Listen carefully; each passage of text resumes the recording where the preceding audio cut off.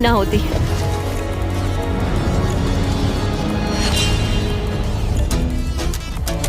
Grant की सारी access में से एशली के साथ उसका सबसे लंबा और सबसे सीरियस रिलेशनशिप था। मैं खुद को समझा रही थी कि ये वही है जिससे मैं शादी करना चाहती थी। ग्रांट और एशली का वो मोमेंट जब उसने उसे सबके सामने ह्यूमिलेट किया। और ग्रांट को अब भी कोई अंदाजा नहीं था कि ये लड़कियां अपने सीक्रेट का इस्तेमाल करके आखिर में उसके सारे पैसे छीन सकती उसे हैं। पूरा यकीन है कि उसे उस पैसे का आधा हिस्सा मिलने वाला है। लगता है वो सीक्रेट के बारे में भूल चुका है। तो मैं, एलिसा, जूली और एशली ने मिलकर एक प्लान बनाया है कि हम ग्रांट के सारे पैसे अपने लिए छीन लेंगे।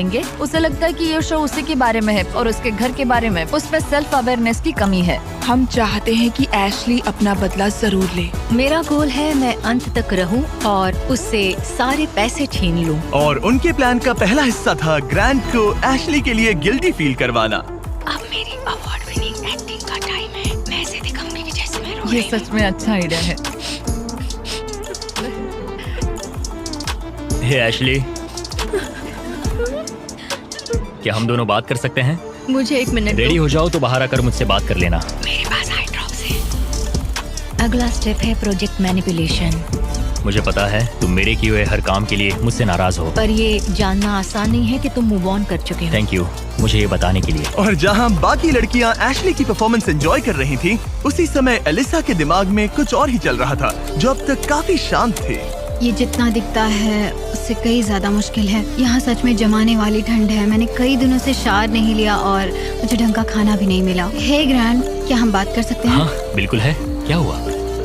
मैं ये सोचकर इस चैलेंज में आई थी कि मेरी मेंटल हेल्थ बेटर होगी, लेकिन ऐसा नहीं हुआ। तो मैंने सोचा है मैं आज रात चली जाऊंगी।